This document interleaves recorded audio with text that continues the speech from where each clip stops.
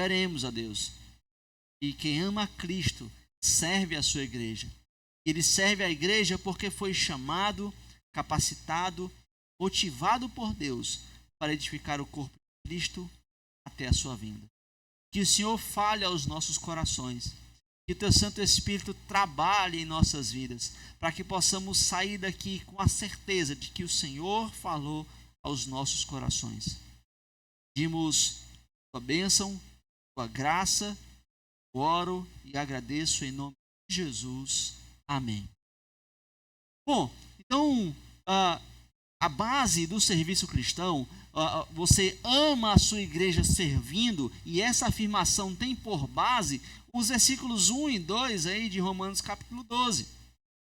E a base principal é que nós servimos por compaixão, por causa da compaixão de Deus. Ele começa aqui no versículo 12 falando isso: rogo-vos, pois, irmãos, pela compaixão de Deus. Paulo começa a falar sobre essa verdadeira adoração, sobre esse serviço, e ele não começa com exigências, ele não começa com obrigações, ele começa com graça. Eu rogo pela compaixão de Deus. Vocês olhem agora, que vocês foquem agora na compaixão que Deus tem de suas vidas. E a partir dessa compaixão que vocês receberam de Deus, aí ele vai dizer: então apresentei os vossos corpos em sacrifício vivo, santo e agradável a Deus. E aqui ele vai trazer essa imagem de culto. Apresentei os vossos corpos era uma imagem, era uma figura e um verbo utilizado no templo. Era um verbo utilizado, é uma palavra utilizada para o sacrifício de holocausto, o sacrifício por completo, uma dedicação completa. E agora Paulo está dizendo, olhe para a tamanha compaixão de Deus, olhem para essa compaixão que vocês receberam, e agora o sacrifício não é mais animal, o sacrifício, o sangue não são mais de bodes, de ovelhas, não. A partir dessa compaixão que vocês receberam, o sacrifício agora é o seu próprio corpo. O seu sacrifício agora é toda a sua vida. Toda ela tem que ser entregue ao serviço do Senhor. E isso é muito importante porque Paulo está escrevendo aos romanos. E Roma, aqui os cristãos de Roma, viviam em um ambiente de profunda idolatria. O poder imperial era completamente idólatra.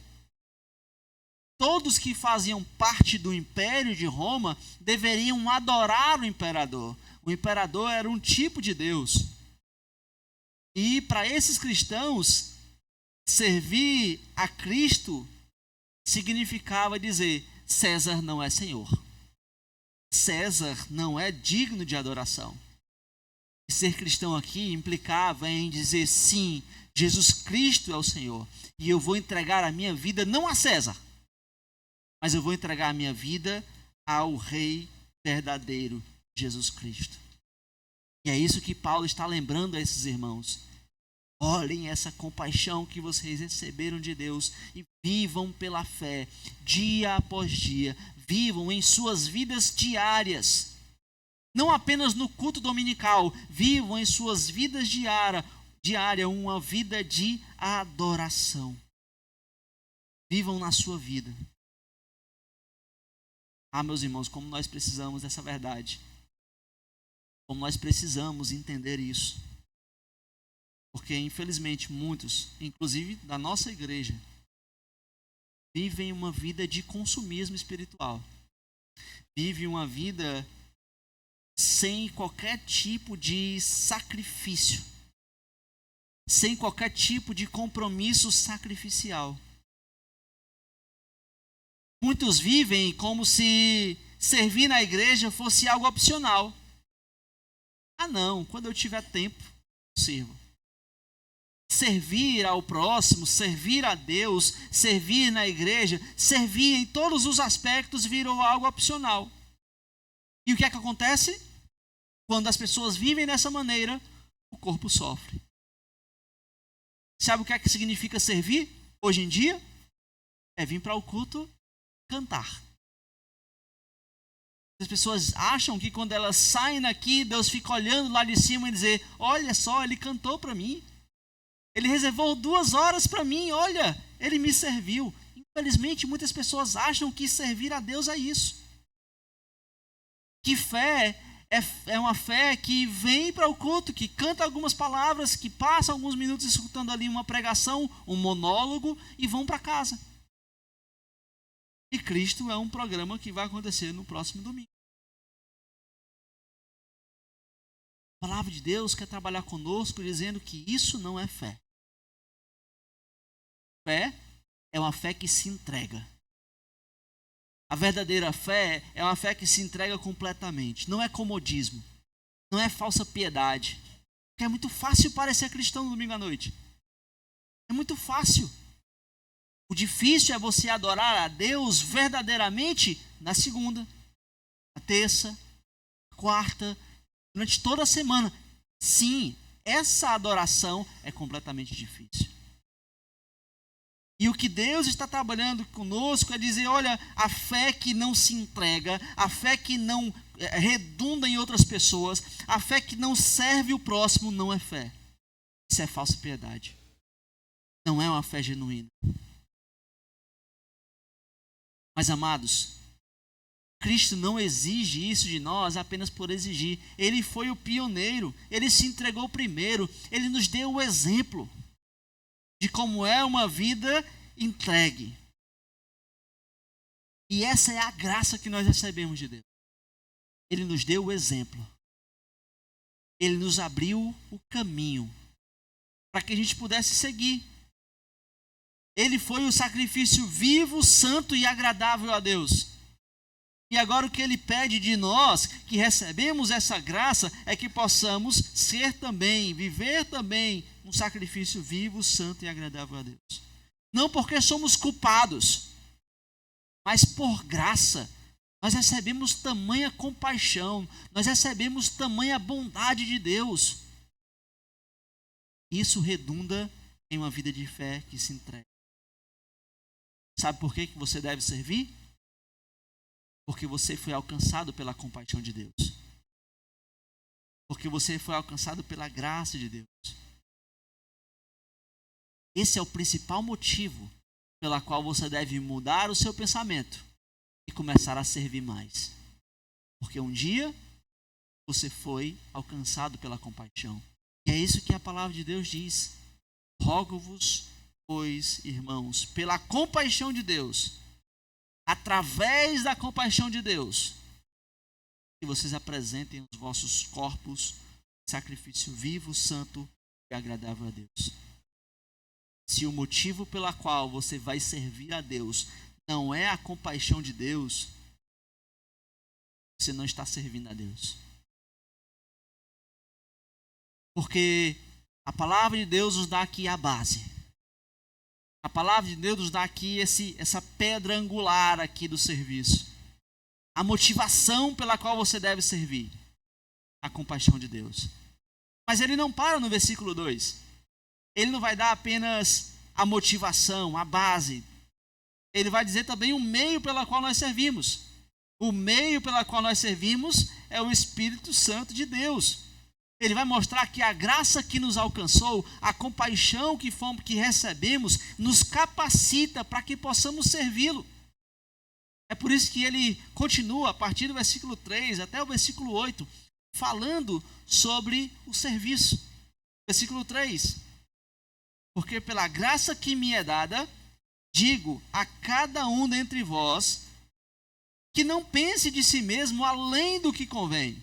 Antes, pense com moderação, conforme a medida da fé que Deus repartiu a cada um. Porque assim como em um corpo temos muitos membros, e nem todos os membros têm a mesma operação, assim nós, que somos muitos, somos um só corpo em Cristo, mas individualmente somos membros uns dos outros. De modo que, tendo diferentes dons, segundo a graça que nos é dada, se é profecia, seja ela segundo a medida da fé. Se é ministério, seja em ministrar. Se é ensinar, haja dedicação ao ensino. Ou o que exorta, use esse dom em exortar. E o que reparte, façam com liberalidade. E o que preside, com cuidado. E o que exercita a misericórdia, com a... Paulo vai tratar agora desse meio.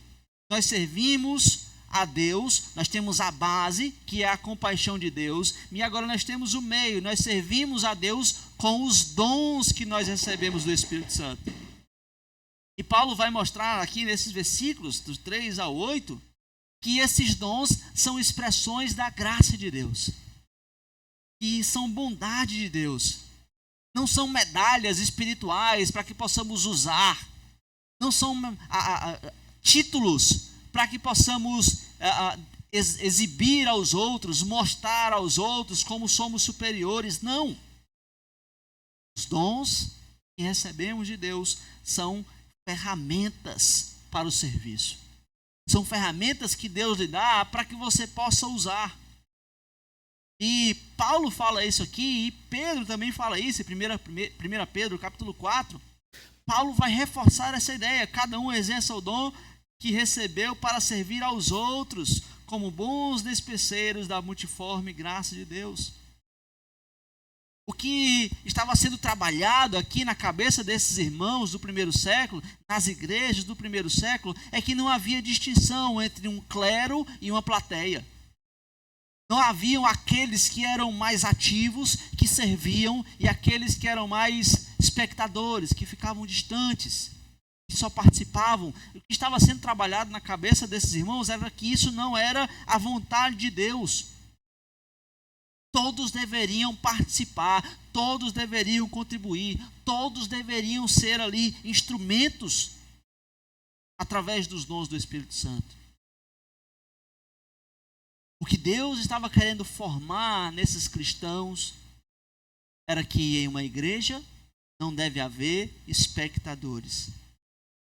Uma igreja não deve haver uma busca pelo dom mais visível.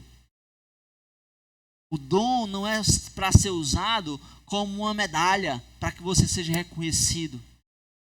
Dom para edificação do corpo de Cristo Jesus.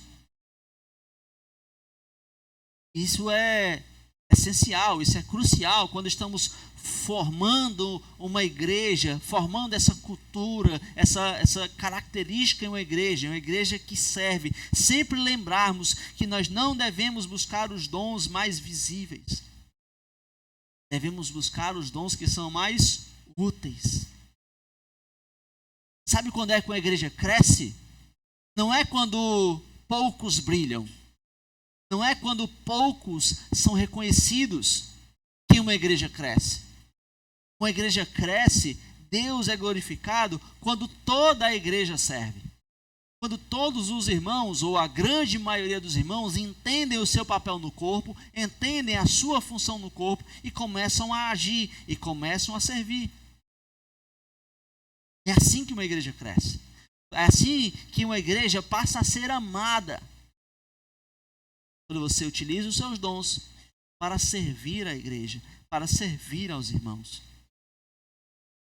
E entenda isso. Você foi chamado para edificar. Você foi chamado para servir. Se você é crente, se você entregou sua vida a Jesus Cristo, o seu chamado é para que você sirva. Não é para que você assista.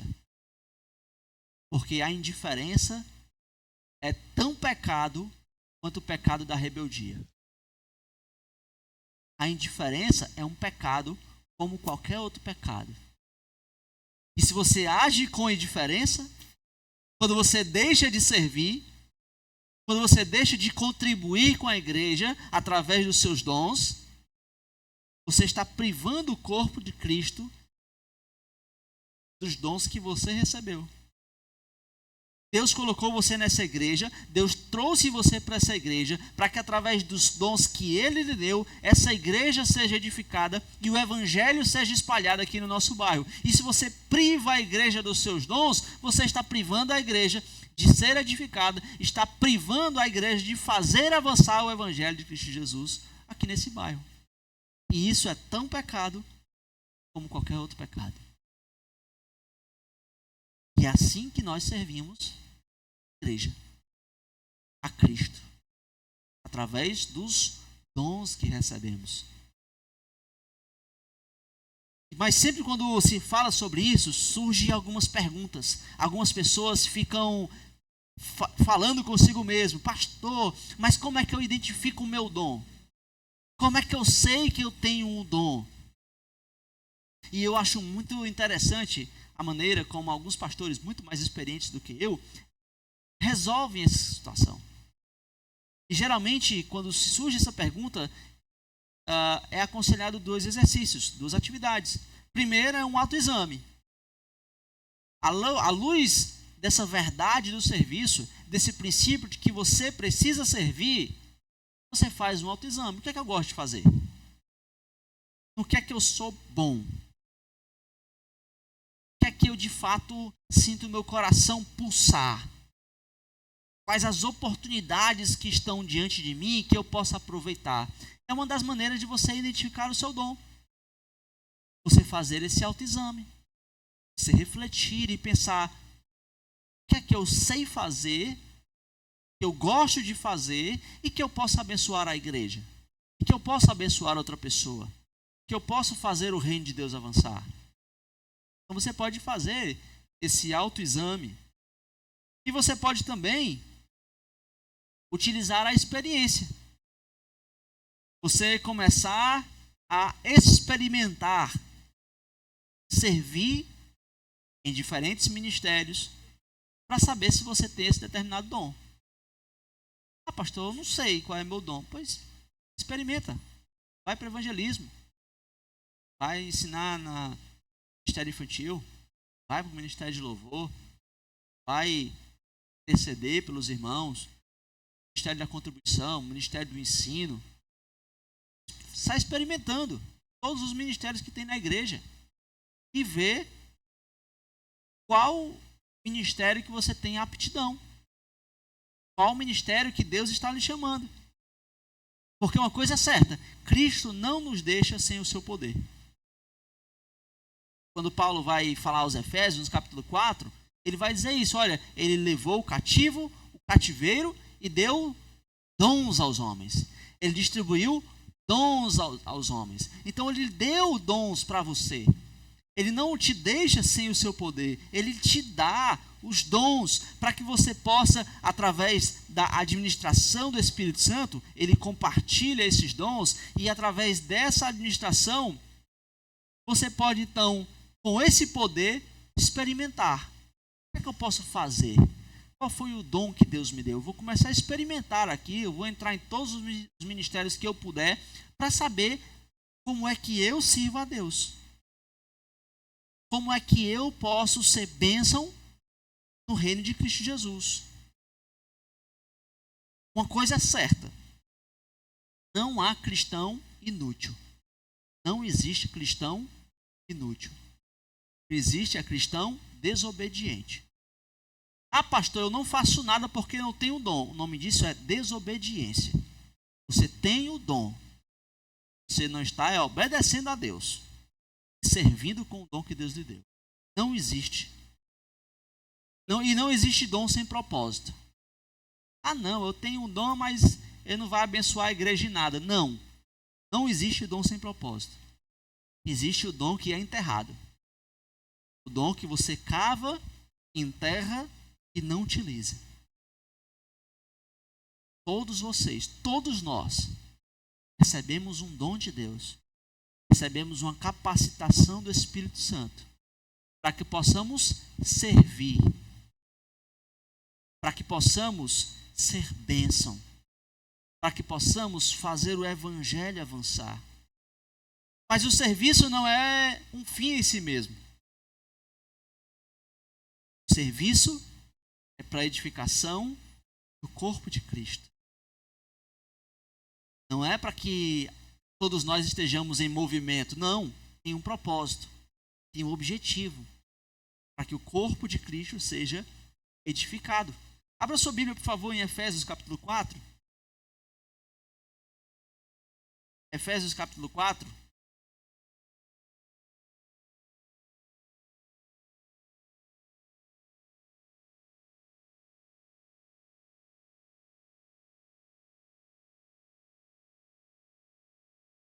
versos 11 a 16, nós veremos os propósitos dos dons. Então, o serviço não é um fim em si mesmo. O serviço é para edificação do corpo de Cristo. Olha o que ele diz, verso 11. E ele mesmo deu uns para apóstolos, e outros para profetas, e outros para evangelistas, e outros para pastores e doutores, querendo o aperfeiçoamento dos santos, para a obra do ministério, para a edificação do corpo de Cristo, até que todos cheguemos à unidade da fé e ao conhecimento do Filho de Deus e ao homem perfeito, à medida da estatura completa de Cristo, para que não sejamos mais meninos inconstantes, levados em roda por todo o vento de doutrina, pelo engano dos homens que com astúcia enganam fraudulosamente. Antes, seguindo a verdade em amor, cresçamos em tudo naquele que é a cabeça, Cristo, do qual todo o corpo, bem ajustado e ligado pelo auxílio de todas as juntas, segundo a justa operação de cada parte, faz o aumento do corpo para a sua edificação em amor. Esse é o propósito dos dons. Esse é o propósito dos serviços, de todos os serviços, todos os dons, todos os ministérios têm esse propósito, a edificação do corpo. Essa edificação aqui, a ideia de edificar, é de fato a ideia de colocar tijolinho após tijolinho. Você coloca um tijolo, aí depois você coloca outro, você vai colocando outro. Quem participou aqui de uma construção de casa sabe como é isso. Essa ideia de edificar é você colocar cada tijolo no seu lugar, cada parte no seu lugar. E essa é a ideia que Paulo está trazendo aqui. A igreja é o templo onde Deus habita, é o local onde Deus habita. E esse seu serviço é um tijolo que você está colocando nessa construção. É um passo a mais que você está cooperando aqui para o avanço do Evangelho. Na igreja dos Efésios aqui, eles estavam precisando disso. Paulo estava mostrando para ele que para que uma igreja cresça, é necessário que ela trabalhe junto. É necessário que todo o corpo coopere, e não que uma parte do corpo coopere. Não é uma elite, não é um clero. Quando todo o corpo depende de poucos, esse corpo não se movimenta. E Deus quer mostrar que uma igreja sem servos é uma igreja sem crescimento. Uma igreja com poucos servos é uma igreja com pouco crescimento. Uma igreja com muitos servos é uma igreja com muito crescimento. E, amado, sabe qual é o nosso maior problema na nossa igreja? Não é falta de dons. O maior problema na nossa igreja hoje é a falta do uso dos dons que Deus nos deu. Nós temos alguns membros, 44 membros. Nosso maior problema são dons que Deus nos deu não estão sendo utilizados. Esse é o nosso problema. Sabe por que nós crescemos pouco como igreja? Porque poucas pessoas estão servindo. Poucas pessoas estão utilizando os seus dons. Você foi colocado aqui nessa igreja com o propósito de cooperar no serviço, fazer avançar o reino de Deus através de nossa igreja, mas o nosso corpo está sofrendo porque você está se omitindo. Você coloca desculpas na sua cabeça. Ah, mas eu sou muito ocupado. Ah, mas eu tenho outras coisas para fazer. Ah, mas eu tenho outras responsabilidades, eu não consigo, eu não sei. A sua mente começa a ser cauterizada. A sua mente começa a ficar anestesiada com essa verdade, essa desculpa. Eu não sei. Tem um tempo, Deus não me chamou para isso. Mas olha o texto que nós lemos na abertura, de Marcos 10, 45. O Filho do Homem não veio para ser servido, mas para servir, dar a sua vida em resgate de muitos. O caminho do serviço é seguir o caminho de Cristo. Quando ele diz, olha, ninguém vem ao Pai após mim, é isso. É seguir a vida de Cristo. Quando ele fala, olha, o caminho é estreito, a porta é estreita e poucos são que entram por ele. Sabe o que Jesus estava dizendo? Não era que essa verdade as pessoas não entenderiam apenas. Não, ele dizia, olha, são poucos os que querem viver como Cristo viveu. A mensagem é muito boa. A mensagem é agradável. O Cristo pagou pelos meus pecados. Eu não preciso pagar pela minha culpa. Essa mensagem é muito boa. Mas sabe qual é a mensagem que dói? Negue-se a si mesmo. Tome a sua cruz. Caminhe por esse caminho estreito. É aí onde muitos rejeitam a Cristo. O caminho do serviço. Cristo nos deu modelo, uma vida de serviço. Você é mais parecido com Cristo quando você não olha para dentro de si em primeiro lugar, mas quando você olha para Cristo, quando você olha para o próximo. E isso vai gerar frutos em sua vida, frutos de amor, frutos de serviço, e sua vida continuará sendo uma bênção. A sua vida terá um propósito maior, edificar o corpo de Cristo. Isso é o mais importante na minha vida. Isso é o de mais essencial na minha vida. Porque Cristo é o meu modelo. Porque Cristo viveu assim. E Ele diz, aquele que quiser vir após mim, negue-se a si mesmo. Tome sua cruz e me siga. Cristo nos deu. Mas há um último elemento essencial. Diz respeito a serviço. Entendermos que serviço não é um tiro rápido, não é uma corrida de 100 metros. Uma vida de serviço é uma maratona, é uma peregrinação. Cristo nos chama, nos capacita, e Ele também nos sustenta durante todo o percurso. Abra sua Bíblia em 1 Pedro. Vamos ler aqui que Pedro lembra que o serviço é urgente. 1 Pedro capítulo 4.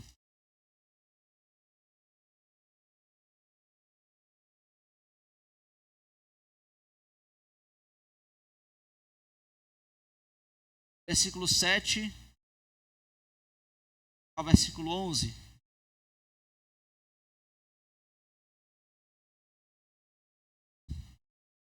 Pedro vai mostrar para os irmãos que o tempo é curto. Por isso, servir deve ser urgente. A partir do versículo 7 diz assim: e já está próximo o fim de todas as coisas. Portanto, sede sóbrios e vigiai em oração.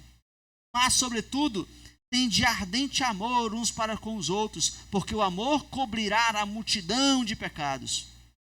Sendo hospitaleiros uns para com os outros, sem murmurações, cada um administre aos outros o dom como recebeu, como bons mordomos da multiforme graça de Deus. Se alguém falar, fale segundo as palavras de Deus. Se alguém administrar, administre segundo o poder que Deus dá, para que em tudo Deus seja glorificado por Jesus Cristo, a quem pertence a glória e o poder para todos sempre. Amém. Esse elemento essencial que Pedro trata aqui no capítulo 4, versos 7 a 11, é que os nossos serviços ele tem que ser com perseverança até a volta de Cristo. É por isso que Pedro traz aqui esse horizonte escatológico. Sirvam, porque o tempo é curto. Olha, já está perto o fim de todas as coisas. Já está próximo o fim de todas as coisas. O serviço é urgente. Você precisa, sendo bem literal, você precisa trabalhar. Você precisa servir. E ele não está escrevendo aqui para cristãos que estavam vivendo uma vida boa, não. Pedro está escrevendo aqui para cristãos que viviam perseguidos. Cristãos que estavam sendo oprimidos. E ao invés dele dizer, se escondam, ele diz, não se escondam. Sirvam até o fim. Sirvam enquanto há tempo. A perseguição não é desculpa para que você não venha a servir. A volta de Cristo não é motivo para que você viva na passividade. Essas coisas devem ser motivo para a sua fidelidade. Essa é a verdade bíblica. Sirva porque o tempo está próximo. Sirva. Servir não é fardo. Servir é privilégio. Servir não é um peso insuperável. Por mais que o cansaço possa ser real, por mais que haja momentos que você se canse de serviço, canse de igreja, canse de pessoas, canse de ministérios. Mas a graça de Deus, a palavra de Deus está mostrando que a graça de Deus tem que ser mais forte. Cristo vai voltar. E bem-aventurado é aquele servo que o Senhor achar servindo quando ele vier. Lucas 12:43. Bem-aventurado é aquele servo que o Senhor achar servindo. Essa é a mensagem, essa é a ideia que Pedro está traçando aqui. Cristo Jesus serviu até o último fôlego. Nos últimos momentos na vida dele, ele diz, Pai, perdoa-os, porque eles não sabem o que fazem. Até os últimos momentos da vida dele, ele estava servindo as pessoas. Jesus nunca cansou de nos amar. Ele serviu com perseverança, serviu fielmente. E esse Cristo que serviu até os últimos momentos de sua vida, nos chama, nos capacita e nos envia agora para que possamos servir até o último dia de nossas vidas. Sabe por que Cristo serviu? Lucas 10:45, por que ele serviu para dar sua vida em resgate de muitos? Não é apenas para que você se torne um filho de Deus. Não é apenas para lhe levar para o céu. Não é apenas para que você se torne uma pessoa boazinha e amada por Deus. Não é só isso. Ele serviu para que você agora se tornasse um servo. Ele lhe serve para que você sirva a outros. É entender que nossa vida, se vivemos para a eternidade, nós precisamos nos tornar em servos. Se tem alguém que viveu a vida intensamente, é Jesus Cristo. Se tem alguém que viveu a vida no ápice, foi Jesus Cristo. Se teve alguém que teve os melhores motivos para viver, é Jesus Cristo. E ele escolheu utilizar toda a sua vida para servir. Esse é o motivo mais sublime que uma pessoa pode ter para viver. Dar a sua vida, entregá-la em prol do outro, em prol do próximo. E essa é a ideia que a palavra de Deus quer colocar na minha e na sua cabeça. Quem ama a Cristo, serve a sua igreja. Serve porque foi chamado, capacitado e motivado por Deus para edificar o corpo de Cristo e a sua vida. E amados, diante de tudo isso, não há como você escutar todas essas coisas e não olhar para o seu próprio coração.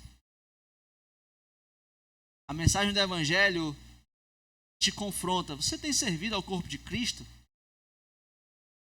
Ou você tem servido apenas a si mesmo? Ou você tem apenas desfrutado da igreja? Essa é uma boa oportunidade para que você se volte ao exemplo do servo perfeito, Jesus Cristo. Serviu até o fim. Talvez o Espírito Santo mostrou a você hoje que o seu amor pela igreja tem se tornado passivo. Que você tem desistido de algumas coisas. Você tem se cansado de pessoas, se cansado de ministérios. Você tem se tornado um espectador. Você vê as coisas acontecerem. Talvez você esteja amando mais o seu conforto do que a missão. Não, eu não quero quebrar minha cabeça com essas pessoas. Não, eu não quero mais problema para minha cabeça. Eu prefiro a minha paz. Talvez o Espírito Santo esteja mostrando para você que isso é passividade. Isso é negligência. Isso é pecado. Mas há graça em Cristo Jesus. Há perdão em Cristo Jesus. Quando você entende que você não deve ser passivo, quando o Espírito Santo te convence de que você precisa fazer alguma coisa, que você precisa se envolver, ele não apenas te chama, mas ele também te capacita. Ele te limpa, ele te renova, ele te deixa no ponto para que você possa servir. Ele convida a todos nós a voltarmos a servir os nossos corações cheios do Evangelho. Ele convida para que você feche os seus olhos e diga: Senhor, me ensina a amar o teu povo. Assim como o Senhor me amou, Senhor, ensina a amar o teu povo. Essa noite, Cristo está te chamando não para uma função. Cristo está te chamando para a comunhão. Para a comunhão do serviço. Para a comunhão do caminho do serviço, que é o amor. Amor redunda ação. O Evangelho nos chama ao arrependimento. O Evangelho nos chama para essa reflexão. Para entendermos que a graça não apenas perdoa, mas ela transforma um coração egoísta em um coração de servo. E amados, para concluir, eu falo isso com pesar no coração. Sabe qual é uma das maiores tragédias da nossa igreja? Nossa igreja, esta vida de Genibaú. É que nós temos poucos membros sobrecarregados, muitos membros acomodados. Essa é a maior tragédia da nossa igreja. Existem poucas pessoas fazendo muito e muitas pessoas fazendo nada. Quer um exemplo? Quando é que acontece o bazar? Eu, o Araújo, à frente. Quando é que acontece alguma manutenção aqui na igreja? Você vai lá atrás, lá tem um buraco ali, calçada ali. Nossa calçada lá de dentro aqui. Você não viu? Terminar o culto, vá lá. Sabe por que eu não ajeitei? Sabe o que eu não pedi para ajeitar? Quero ver quando é que vai ser feito. Porque se eu, o Araújo, não falar, vai ficar lá. 10 anos. Buraco. Quando você entra aqui na igreja, cheio de mato aqui na frente, não tá? Sabe quem é que limpa? Sabe quem é? Surpresa. Pastor não tá, pastor não fizer, ou os diáconos não fizerem, quem faz? Sabe quem é que está na limpeza? Toda sexta-feira? As mesmas pessoas. Todo mundo quer comprar um prédio para a nossa igreja. Todo mundo quer um prédio próprio. Mas sabe quem contribui fielmente todos os meses para a compra do prédio? Poucas pessoas. Fiquei com o meu coração pesaroso. Estava preparando essa mensagem. Eu percebi essa verdade. Nossa igreja está em um colapso nervoso. Poucas pessoas fazendo muito. Muitas pessoas fazendo nada. Pasmem, nossa igreja não está fazendo a vontade. Essa nunca foi a intenção de Deus. Essa nunca foi a vontade de Deus.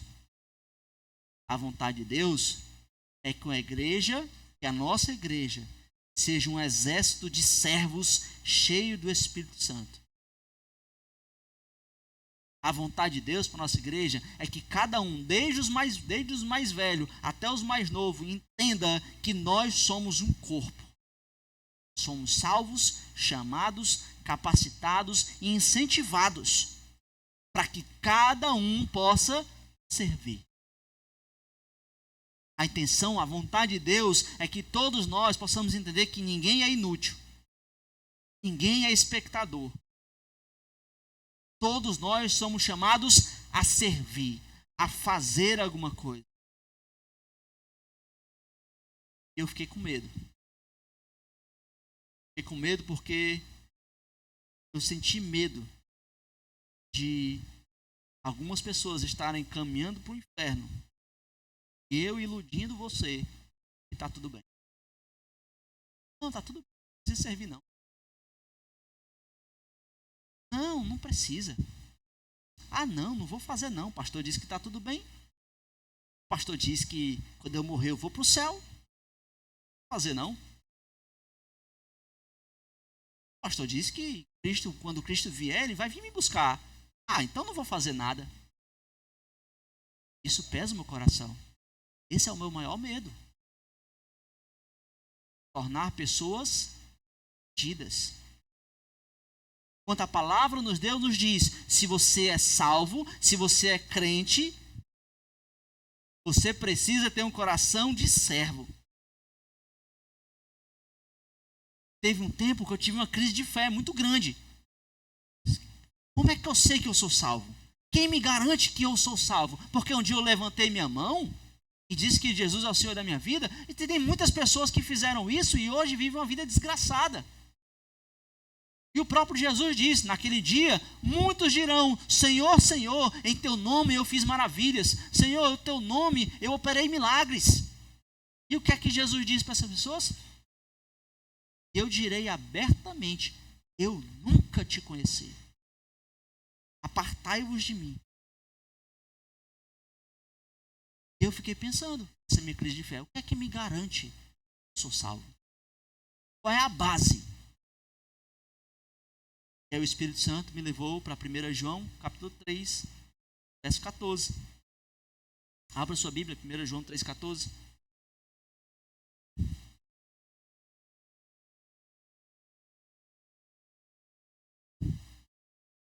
Primeira João, capítulo 3, verso 14.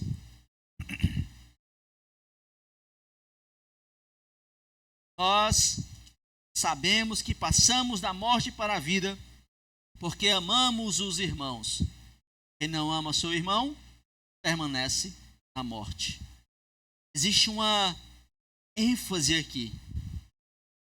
Aconteceu uma reviravolta radical. Alguém foi passado da morte para a vida. Alguém foi tirado da morte e foi transformado aqui, transportado para a vida. E disso é o que nós sabemos, é o que João está dizendo. Existe uma fé, uma certeza clara e inabalável de que essa reviravolta aconteceu. Quando? E que se fundamenta, João, essa certeza de que alguém foi tirado da morte e foi levado para a vida? Foi alguma experiência extraordinária que aconteceu? Não. É algum sentimento? Não. É alguma força? É ao fazer algumas coisas? O que é que me dá essa certeza de que eu fui tirado da morte e fui levado para a vida? João diz. Sabemos disso porque amamos os irmãos. Olha que preciosidade. Esse é o maior milagre na face da terra. Alguém não olha para si, quando o coração egoísta, que só consegue pensar no bem de si mesmo, se anula e olha para o irmão. E o que João diz é, pronto, essa é uma atitude de uma pessoa verdadeiramente salva. Uma pessoa verdadeiramente salva é aquela que não olha primeiramente para si, mas que olha primeiramente para o outro.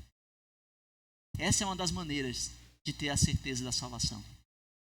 Você ama o seu irmão. Se você não ama, E amar aqui não é um sentimento, eu te amo em Cristo Jesus. Não. Aqui é serviço. Aqui é você investir na vida do irmão, é você investir na vida de pessoas, é usar os seus dons, o seu tempo, os seus recursos para que pessoas sejam abençoadas. Essa é a certeza da salvação. E se você não ama desse jeito, se você não investe na vida das pessoas, se você não contribui, se você não tem tempo, se você não participa, você não pode dizer que é um filho de Deus. De acordo com a Escritura, não. De acordo com a Escritura, você não pode dizer que passou da morte para a vida. Porque o que a Bíblia diz é, nós sabemos que passamos da morte para a vida porque amamos os irmãos. Se você não ama, se você não investe, se você não contribui, biblicamente, você permanece na morte. Você continua morto espiritualmente. Perceba a gravidade disso. Perceba o que está em jogo. O que está em jogo é você estar se iludindo. O que está em jogo aqui é de fato a saúde da igreja. O que está em jogo é você entender que todos nós precisamos do Evangelho. Todos nós precisamos do Evangelho de Jesus Cristo desesperadamente. Porque sabe quando é que você vai amar alguém acima de si mesmo? Nunca. Sabe quando é que você vai colocar outra pessoa como superior a si mesmo? Nunca, porque o seu coração é mau, seu coração é idólatra, seu coração é egoísta.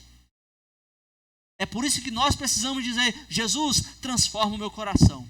Senhor, faz uma reviravolta no meu coração e faz com que eu me preocupe com o próximo, Senhor. Me dá um coração igual ao teu, capaz de negar a si mesmo e amar o próximo. É isso que está em jogo. Todos nós precisamos do Evangelho de Jesus Cristo. É só quando nós entendermos essa mensagem do Evangelho, nós teremos então uma igreja saudável. Nós teremos então um corpo saudável. O sucesso da igreja, o avanço da igreja, não depende do pastor. Não é a sabedoria do pastor. Não é a sabedoria de poucas pessoas. O sucesso de uma igreja depende de cada membro, da fidelidade de cada membro. E essa é a missão de todos nós. Essa é a nossa missão. Não é a missão de poucos. É o chamado de todos. Talvez você tenha se acostumado a vir aqui, a assistir um culto, a ouvir os louvores, a ser alimentado pela palavra de Deus, mas nunca se preocupou em servir. Nunca se preocupou em abençoar. Você sai daqui hoje entendendo isso. A graça que te salvou, essa mesma graça te enviou a edificar pessoas. Hoje a graça de Jesus Cristo chama todos nós ao arrependimento. A dizermos, Senhor, perdoa. Nossa igreja não é uma igreja que está fazendo a vontade. E não é por nenhuma negligência administrativa. Por ingratidão, Senhor. Recebemos muito do Senhor. Fazemos pouco para o Senhor. Está servindo a outras pessoas. A vida só está servindo. Você assumir e dizer, Senhor, me perdoa. Que a minha vida está sendo mais importante do que o teu reino. A minha vida está sendo mais importante do que o teu corpo. Senhor, me perdoa. E aí, quando você entender isso, você vai receber uma boa notícia. Existe graça de Jesus Cristo. Ele restaura. Tem poder para transformar o estado da nossa igreja. Ele tem poder para transformar o estado da sua vida. Ele ainda capacita servos. Quando isso acontecer, nossa igreja vai começar a pulsar de novo. Nossa igreja vai começar a ter vida. Você vai ter uma nova. E então o mundo vai olhar para os nossos serviços e vai dizer: esses verdadeiramente são discípulos de Jesus Cristo. Porque eu vejo, eles verão amor. Espere o pastor fazer o que Deus lhe chamou para fazer. Não espere a liderança da igreja fazer o que Deus lhe chamou para fazer. Deus me chama para o ministério pastoral. E é o mesmo Deus que lhe chama a servir os seus dons, os seus ministérios. Com isso, nós possamos sair aqui entendendo: Cristo que me salvou, Cristo que me serviu, agora me chama para que eu sirva os outros. Por causa da sua compaixão, com os dons que recebemos do Espírito Santo, para edificar o corpo de Cristo e até a volta. E a pergunta que fica é: que tipo de crente você será? Você será um espectador? Você será um voluntário? Ou se você será um servo? Se você ama Cristo, saia daqui entendendo isso. Quem ama a Cristo serve a sua igreja, porque foi chamado, capacitado, motivado por Deus para edificar o corpo de Cristo até a sua vida. Amém? Senhor Deus, muito obrigado, Pai. Obrigado porque